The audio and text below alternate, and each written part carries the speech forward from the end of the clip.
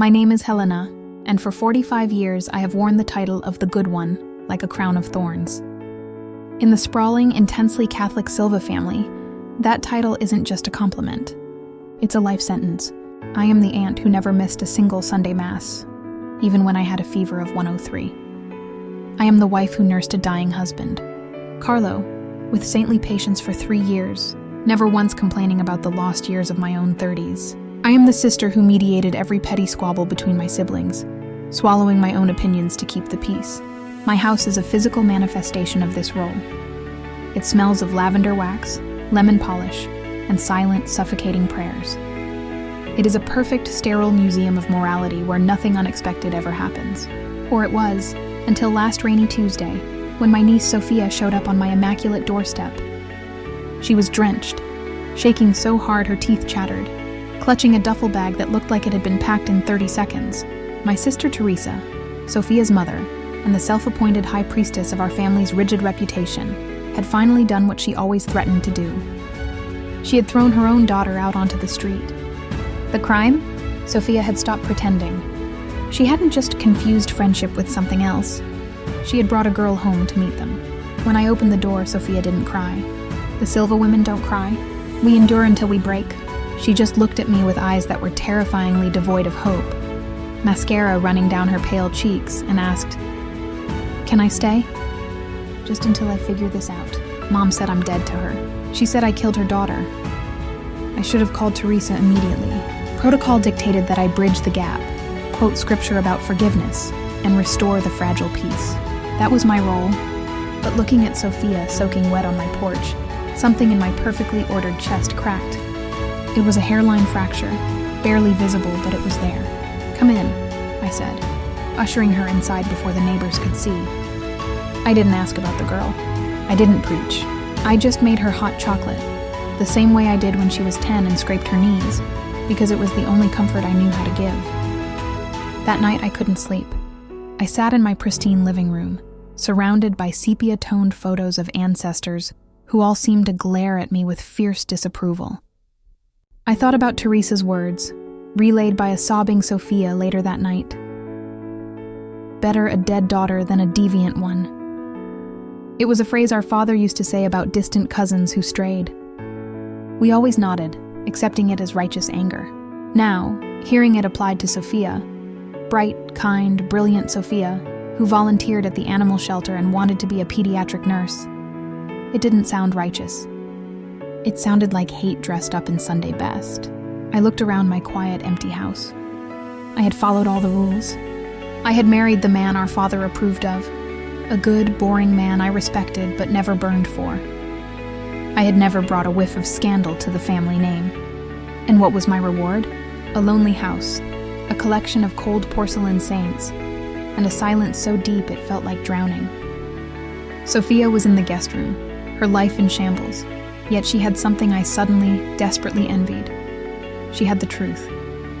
She was suffering for who she was, while I was suffocating for who I pretended to be. The realization was a physical blow to my gut. I wasn't just protecting my niece from the cold rain. I was protecting her from the same icy judgment that had frozen my own life 25 years ago. I hadn't thought about her in years. Ana Clara, my best friend from university. The one Teresa called unnatural and a bad influence. The one I cut out of my life with surgical precision the week before my wedding, because the way she held my hand during a thunderstorm made me feel things good Catholic girls shouldn't feel. I pushed the memory down, just like I always did. But tonight, with Sofia sleeping down the hall, the memory refused to stay buried. It clawed its way up, demanding to be felt, demanding to be acknowledged. Sofia stayed, and slowly, miraculously, my silent museum of a house began to change. It filled with noise, with clutter, with life. There were textbooks on the dining table, sneakers by the door, and actual laughter echoing in the hallways. 2 weeks in, she tentatively asked if her girlfriend, Maya, could come over for dinner. My immediate conditioned reflex was sheer panic. What if Teresa found out? What would Mrs. Abernathy next door think if she saw 2 girls holding hands on my porch? The good one harboring confirmed sinners. But then I looked at Sofia's anxious face, so used to rejection, eyes darting down to her shoes, expecting another lecture. I couldn't be another door slammed in her face. Of course, I said, my voice tighter than I wanted it to be. Inviting her for Friday. Maya was lovely. She was respectful, articulate, studying medicine, and she brought me a bouquet of white lilies because Sofia had told her they were my favorite. She was nothing like the monsters my sister described in her tirades about the gay agenda destroying society. But it was seeing them together that truly shook me to my core. It wasn't the sinful display I had been warned about from the pulpit all my life. It was gentle. It was the way Maya instinctively moved her hand to the small of Sofia's back when she stood up to clear the table. It was the way they communicated with half glances and tiny, private smiles across the dinner plates. It was so painfully normal, so undeniably pure. I sat there, playing the perfect hostess, serving roast chicken and refilling water glasses, while my internal world crumbled into dust. I watched them and realized with a pang of grief that I had never had that. My marriage to Carlo had been a partnership of duty and mutual respect. It was comfortable, safe, but cold. We never had that electric, silent language. I remembered Ana Clara again. I remembered a picnic, our senior year of university, lying on the grass. Her head was in my lap, and she was reading poetry aloud, her voice like honey. I remembered the overwhelming urge to stroke her dark hair, to lean down and kiss her mid-sentence. And I remembered the equally overwhelming terror that followed it, the feeling of sin washing over me like dirty water. I had prayed that night until my knees bled on the hardwood floor, begging God to take the wrong feelings away, to make me normal, to make me good. I thought he had answered me when the feelings faded into a dull, manageable ache. Now, watching Sofia and Maya laughing over spilled wine, I realized God hadn't taken them away. I had just strangled them until they stopped moving. After dinner, when Maya left with a polite thank you, Sofia helped me wash the dishes. "Thanks, Aunt Helena," she said softly, drying a plate. "I know this is weird for you. Mom says you're the saint of the family, that you never broke a rule in your life." "I'm no saint, Sofia," I snapped, harsher than I intended, the soapy water turning gray with grease. She looked surprised at my tone. I scrubbed a plate with unnecessary force, almost chipping it. I followed the path that was laid out for me. It's easier that way. Less resistance. "Is it?" she asked, leaning against the counter, watching me with eyes too wise for her age. Mom followed it too. "She seems miserable every day of her life. You seem lonely, Aunt Helena." Her honesty was a physical slap in the face. "I am content," I lied, the word tasting like ash and dust in my mouth. "Content isn't happy, Aunt Helena. It's just not sad. You deserve to be happy, not just good." I didn't answer her. I couldn't find the words. I finished the dishes in silence and went to my room. I closed the door and took out the old photo album from the highest shelf in my closet, hidden behind winter coats. I found the only photo I had kept of Ana Clara. We were so young, 21 maybe, smiling at the camera, leaning into each other with zero space between us. My face in that photo held a radiance, a genuine spark I hadn't seen in the mirror in 2 decades. I touched the glossy image, a tear finally escaping and landing on the glass. It wasn't just pity I felt for Sofia anymore. It was jealousy. A searing, hot, ugly jealousy that she had the courage to be dragged through the mud for her love, while I had let mine wither and die just to stay clean in the eyes of people who didn't even really know me. The crisis reached its inevitable peak at the monthly Silva family Sunday lunch. It was a tradition as unbreakable as Mass itself, a mandatory gathering where attendance was a sign of loyalty. Teresa had summoned everyone to her large, imposing house, pointedly excluding Sofia from the group chat invite. That meant I was expected to attend and perform my usual role, the silent validator of her righteousness, the sister who nodded and kept the peace. I almost didn't go.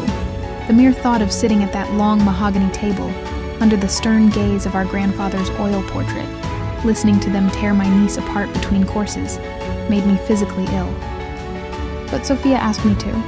"Go," she said that morning, looking strong despite the pain in her eyes. "If you don't go, they'll think I corrupted you too. They'll cut you off. Just don't let them erase me completely, Aunt Helena. Remind them I exist." So I went. I wore my modest navy dress, my pearl necklace, my armor of unimpeachable respectability. The house smelled of roast beef, red wine, and judgment. Teresa was in rare form. holding court in the living room with our various cousins and my 2 older brothers. She looked energized by the drama, feeding off the sympathy. "It's a phase," Teresa was saying as I entered, sipping her wine with aggressive elegance, her other hand gesturing wildly. "She's just doing this to hurt me. It's pure rebellion because I wouldn't let her go on that trip last summer. We just have to be firm. Tough love, cut her off financially, let her see how cold the real world actually is, and she'll come running back in a month, ready to be normal again." "She is normal, Teresa," I said. The room went dead silent. I hadn't even realized I was going to speak until the words were hanging in the air, vibrating with tension. I was still standing in the arched doorway, my purse clutched in both hands like a shield. Teresa turned slowly, her eyes narrowing into slits. "Excuse me? I don't think I heard you correctly, Helena. Surely you aren't defending this deviant behavior." My heart was hammering against my ribs, a trapped bird desperate to escape. This was it. The moment I had avoided my entire life. The moment of confrontation. "Sofia," I said, my voice shaking but gaining volume with every word, "is normal. She's kind, she's studying hard, she volunteers, and she's in love with a wonderful girl. There is absolutely nothing wrong with her." Teresa laughed, a brittle, ugly sound that grated on my nerves. "Oh, wonderful. St. Helena has descended from her pedestal to preach to us sinners. You have no children, Helena. You have no idea what it's like. You don't know the pain of seeing your own flesh and blood twist themselves into something unnatural just to spite you." "Unnatural?" I stepped fully into the room, my legs feeling unsteady. "What's unnatural is throwing your own child onto the street like garbage because she loves someone you don't approve of. What's unnatural is this coldness we call morality in this family. It's not moral. It's cruel." "Watch yourself," Teresa hissed, standing up to her full height. "You're crossing a line you can't uncross. You've always been too soft, Helena. That's why Father never trusted you with the important decisions. You let your emotions cloud your judgment. You always have." "Maybe I did," I retorted. And suddenly, it wasn't just about protecting Sofia anymore. The dam inside me broke. Decades of repressed desires, of swallowed words, of keeping the peace at the cost of my soul, came rushing up like a tidal wave. Maybe if I had let my emotions rule me 25 years ago, I wouldn't be 50 years old and sleeping alone in a house that feels like a mausoleum. Maybe I would have been happy instead of just good and obedient." The cousins gasped, exchanging horrified glances. Teresa looked at me as if I had suddenly grown a second head. "What are you talking about? You had a good marriage. Carlo was a saint. He adored you." "Carlo was a good roommate," I shouted, the volume of my own voice shocking even myself. "I respected him. He was a kind man. But I didn't choose him, Teresa. You all did. Father did. I just obeyed because I was too scared to do anything else, like I always do." "Well, I'm done obeying. Sofia is staying with me as long as she needs. And if that makes me unnatural too, then so be it." The silence that followed my outburst was different from the respectful silences I was used to in church. This was the heavy, suffocating silence of a horrified jury that had just heard a damning confession. Teresa's face had gone from flushed red to an icy, deathly white. She took a step toward me, her voice dropping to a lethal, quiet whisper that was somehow louder than her shouting. "Are you saying what I think you're saying, Helena? Are you telling me that this sickness runs deeper in our blood?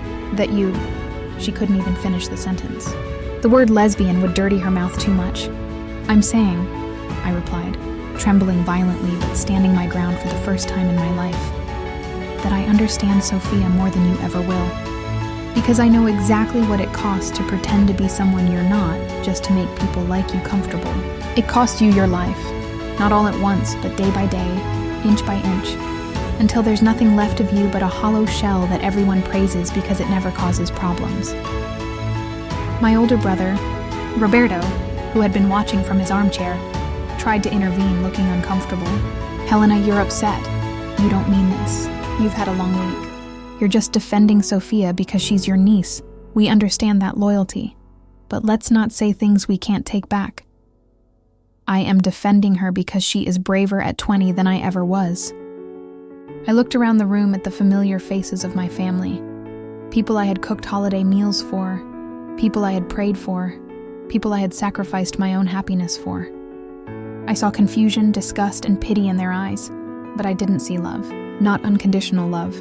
I realized in that stark moment that their love was a transaction, paid for with absolute conformity. If you stopped paying, the love stopped flowing. "I loved a woman once," I said. It was the first time those words had ever left my mouth in the presence of another human being. It felt like vomiting fire, painful but necessary. In university, her name was Ana Clara, and she was wonderful and smart and kind. And I left her. I broke her heart and mine because I was terrified of you, of this room, of losing this.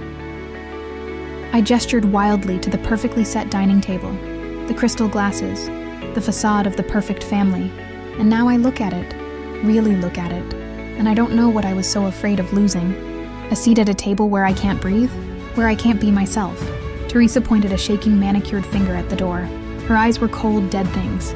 "Get out. If you want to wallow in perversion with your niece, do it away from my house. Do not bring that filth here. Father was right about you all along. Weak, easily corrupted." "No, Teresa," I said, feeling a strange, agonizing lightness spreading through my chest, as if heavy chains were falling away. I was weak when I stayed. I was weak when I married Carlo to please you all. Leaving is the strongest thing I've ever done in my entire life. I turned and walked out. I didn't wait for their rebuttals, their gasps, or their inevitable excommunication. I walked out of the house I had grown up in, the house that had defined every parameter of my existence for half a century. The Sunday sun hit my face outside, and it felt different, less oppressive, cleaner. I got into my sensible beige sedan, my hands shaking so hard I could barely put the key in the ignition. I had just blown up my entire life in 5 minutes. I was 50 years old, a widow, and I had just come out, or something very close to it, to the most conservative family in the city. I was absolutely terrified. I felt like I was free-falling without a parachute into a dark void, but beneath the terror there was a tiny, unfamiliar spark that I hadn't felt in decades. It was relief. I didn't have to pretend anymore.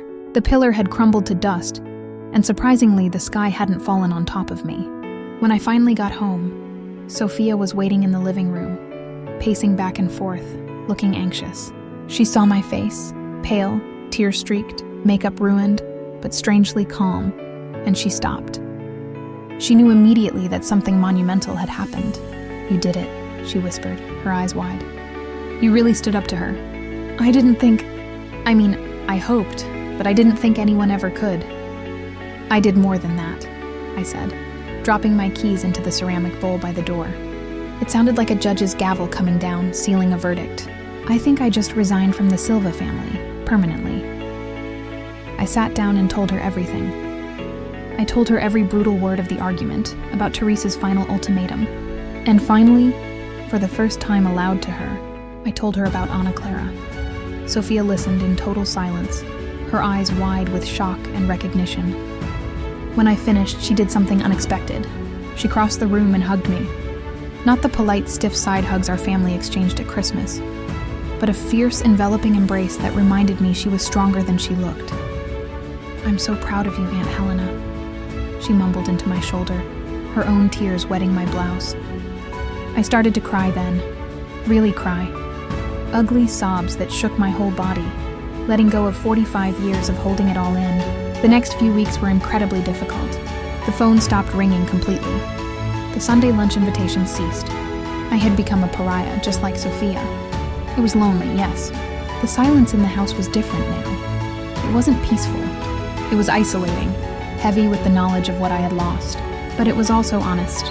For the first time, the silence wasn't hiding any lies.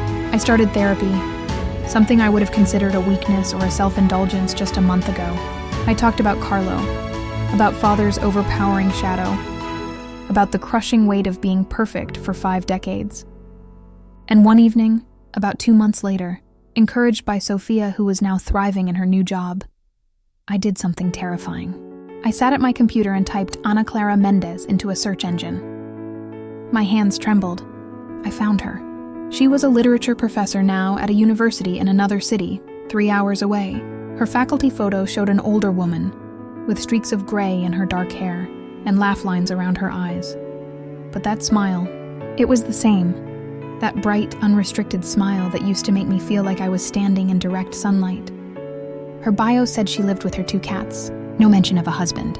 No mention of a wife. It took me 3 days to work up the nerve to send a message to her university email address.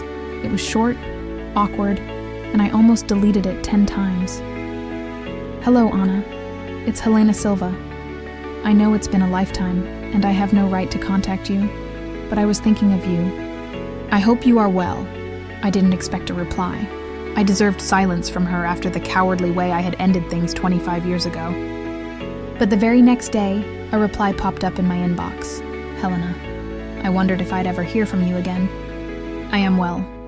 Funny enough, I'll be in your city next month for a conference on modern poetry.